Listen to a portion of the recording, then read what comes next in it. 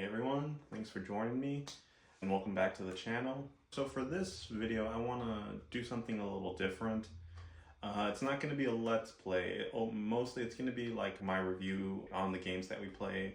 So for this one, I'm referring to our playthrough of Resistance: Fall of Man. Just giving my overall thoughts and impressions on the game, And I know I mentioned stuff like this throughout the let's play of the game itself, but this is like more of a focused sort of thing. So in regards to say like the story, the game is pretty much centers around an invasion that begins from what we gather in Russia, manages to spread itself throughout Eastern Europe, and then eventually finding its way to England. And then of course, because it becomes overwhelming for them, the US comes in and we play as Sergeant Nathan Hale, who goes in, trying to assist our allies. And then, of course, in the process, we become infected with the Chimera strain, and pretty much it's just us going about doing what we can to fight off the Chimera invasion. That's pretty much it in a nutshell, Overall, though, I think the story itself was pretty... I sort of feel like that's what kept me kind of engaged with the game, because it just kept, a lot of things kept coming up, and it's just, you keep asking the same questions, like, that we talked about, like, is Nathan Hale doing this for, is he putting up a front because the Chimera are controlling him, or is it really him? I mean, one of the minor drawbacks that I saw, not so much, it wasn't a drawback per se, but something that I found kind of interesting was when we got to the conversion center in that one mission, and we discover that many of the Chimera are in fact some of our allies, or were humans in fact, who go through this forced metamorphosis by the Chimera, and then they're the ones that we're essentially killing off throughout the game. But what got me was that they didn't really touch further on, like it didn't seem like a big deal, like it seems kind of like important that, are we killing our allies and whatnot, but I don't know, I just feel like that part itself didn't really get touched on too much. But like I said, as we progressed, it was just kind of fun going out and about, and like I said, the story is what really got me engaged, got me really to pull through, because it was really fun. In regards to the gameplay, it's like a standard first-person shooter, nothing too crazy there. But one thing that I would have liked to have seen was that the game, because Nathan Hale did get infected with the Chimera strain, he did acquire their healing factor, which was kind of cool to see that. And that if we got hurt during a battle or a fight or something, if we didn't do anything for a bit, we're able to regenerate and heal a portion of our health, which was great. But something that I kind of would have hoped to have liked to have seen would have been, like, say, other abilities. There's something that more from the Chimera, but I think it just seems like they focus mainly on the whole, trying to keep it grounded, not making it more of a supernatural thing, kind of like Dishonored. I guess that's like one thing. Or if you want to refer back to, say, BioShock, where we get, with the plasmids and stuff, we can mix and match and just get a little crazy, not just with just standard weaponry, but even with the plasmids and the abilities themselves. So in regards to here, they focus mainly on just keeping it grounded with the weapons and whatnot. One thing that I did find, again, this is just me just comparing stuff, is that if you guys recall back to the movie District 9, that the alien species did have their own weapons, but the humans, for one reason or other, were not able to use them, because in fact these things are biologically, I guess you could say, locked, in that only the aliens could themselves use it, because that's how they designed them.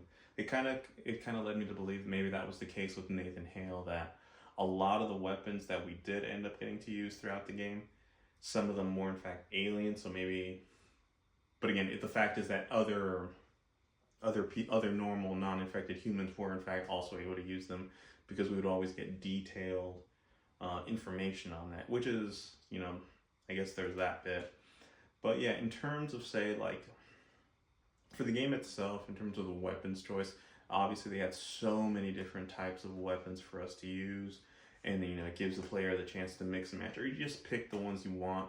Obviously, I focus mainly on using the bullseye or the machine gun, you know, or the standard rifle, because you know, but like for me personally, when it comes to this first person shooters, I'm not too big on say like shotguns themselves, because again, most unless we're dealing with enemies that are really close with us, it's pretty useless.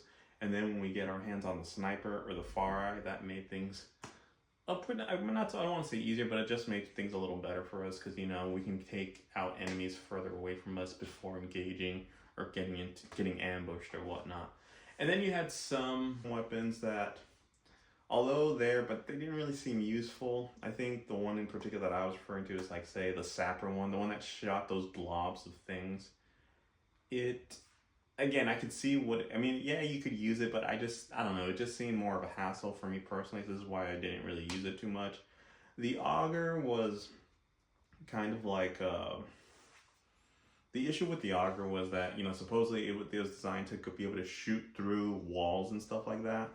But it just seemed that anytime I would be pretty much like, if I knew an enemy was behind a wall, I would literally just stand there shooting the gun over and over, and like thinking that, you know, it's probably gonna take it out, but in the end it really didn't do that. But you know, but that was just something to get over. And then what I did appreciate was the variation in the enemies. You know, for instance, you had the standard like foot soldiers that we pretty much dealt with throughout the entire game. And then of course you had the crawlers, and then I like how they varied them, each one different than the other, especially the ones that would we find in like the labs and stuff that would cling to us. Those ones were like so annoying, because you know, we'd have to shake them off and just be hyper aware. The Titans themselves were pretty fun. The only irritating thing about the Titans was the fact that we had to focus on shooting those rods sticking out of their backs to overheat them and then cause them to explode. But I think that's what was kind of cool, is that the game was forcing you to that it's not a standard. You can't just shoot them, you know. Otherwise, you know, where's the fun in that, you know? So it was a bit of a challenge and variation. Same with, but I think for me, it's the enemies that I found the most irritating were the ones who actually were equipped with the auger weapons, because those ones, my gosh, like those things were sponges. If I ever saw that we were dealing with those, like, oh my gosh, they were just so annoying and so irritating. And then of course you had those ones that would jump around, so we could either use our far eye to slow them down, or we could hit them with a bullseye and then hopefully take them out from there. And then of course, then they got really big. Moving on from the Titan, then we had like those really tall, lanky ones that would just kill us in like 2 hits. So that was annoying.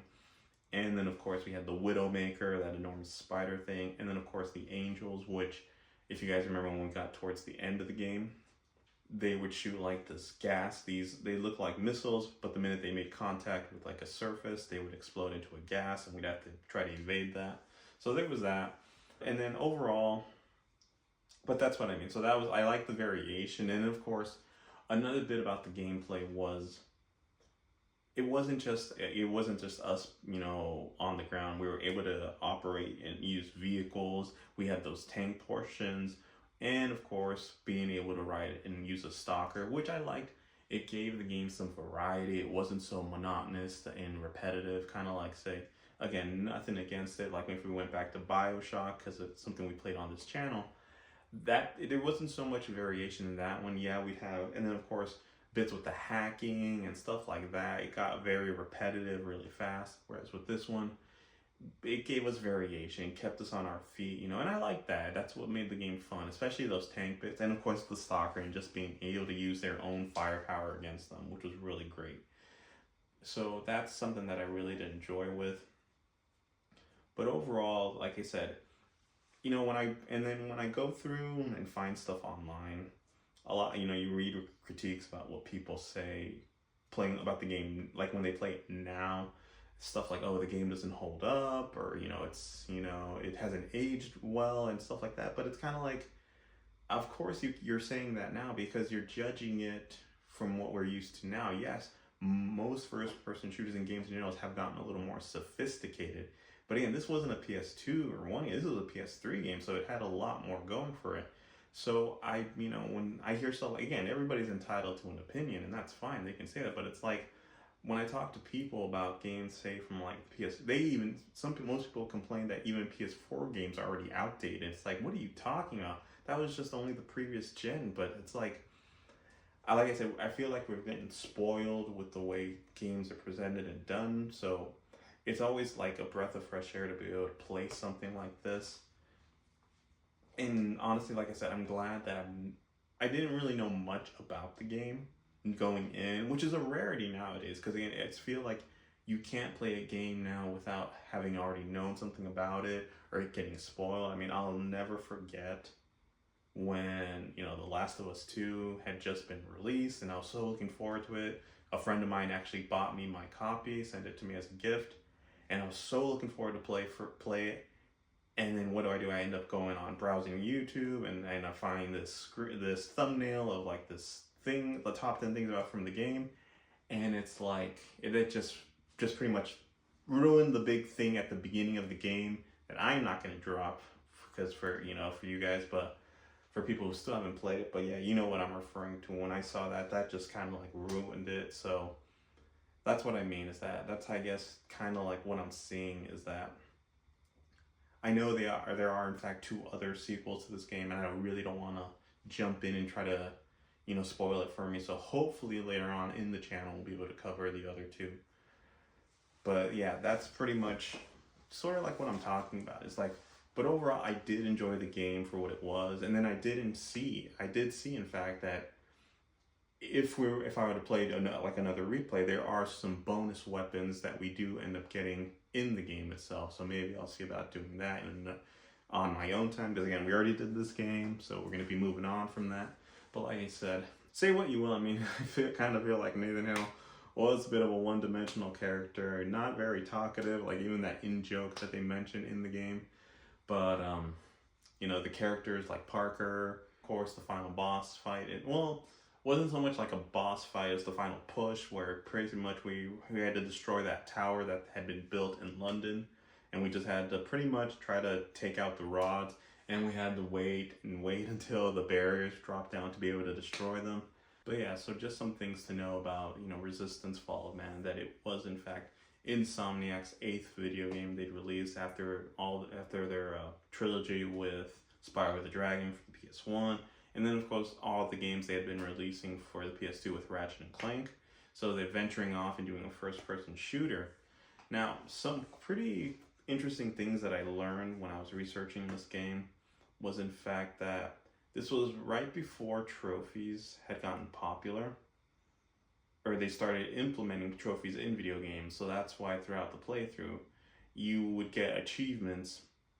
There'd be achievements that would come up, but they weren't exactly trophies that were being added or anything like that, which was kind of like a breath of fresh air. It's like we didn't have to like go out of our way. Again, if you want to do that in the game yourself, then go ahead.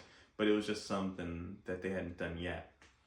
And then of course, I did find a couple interesting things that apparently, when this game was released, there was a bit of controversy from the city of Manchester. Apparently they didn't like the depiction of the fact that we had that one mission in the chapel, that people just thought it was very disrespectful, and just like, I mean, I guess the depiction of it was just very rude and offensive, I guess, to some, But again, this is just my opinion, is that when you see something you recognize in a video game, I guess the way I see it is that, for me personally, it just makes me want to feel like, okay, this is a real place that maybe at some point I could in hopes see or go to visit. Like, it's encouraging you this sort of, like, if you guys think back to, say, I want to go back to Assassin's Creed 2, with when we're controlling Ezio, and we're in pretty much Italy, like in Rome and Tuscany and all these places, and we see these buildings, and you realize that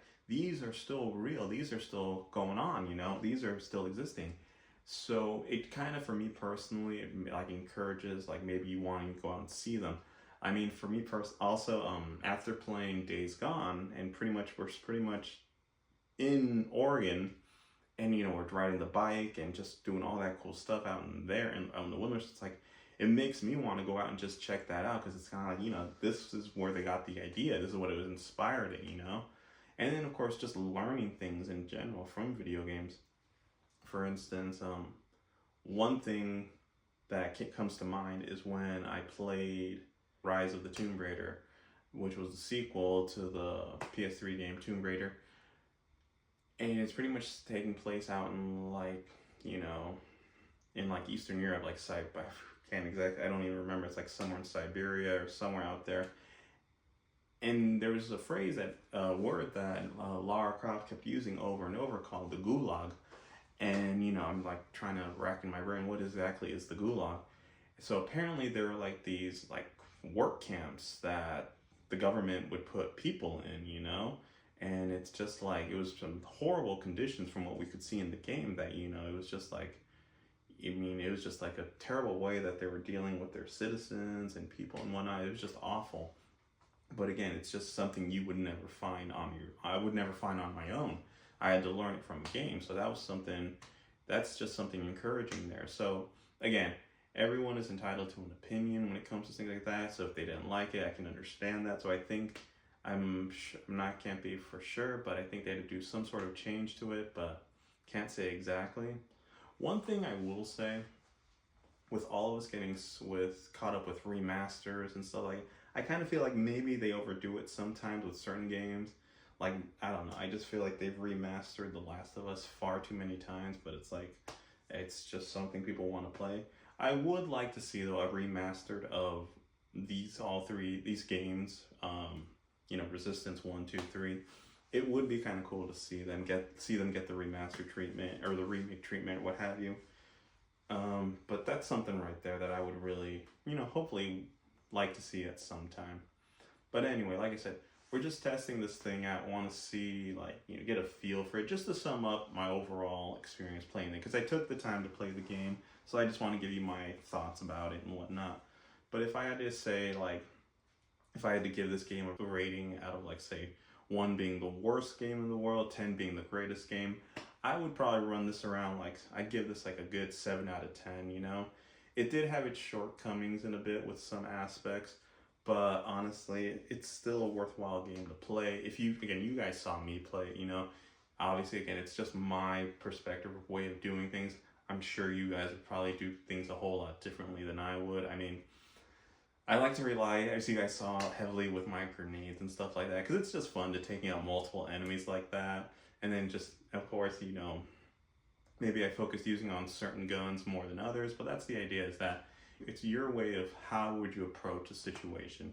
My way is probably different than yours, and that's totally fine. But, you know, that's just my impression of it. Like I said, I hopefully want to get to and play the sequels on the channel. So at some point, you know, if you guys agree with that, let me know down in the comments. But overall, I did enjoy playing Resistance. It was a lot of fun meeting these characters and getting wrapped up in the story. But, you know, that's going to be it for me for now. Be sure to hit the like button, leave a comment down below, and I will see you all in the next video. Take care.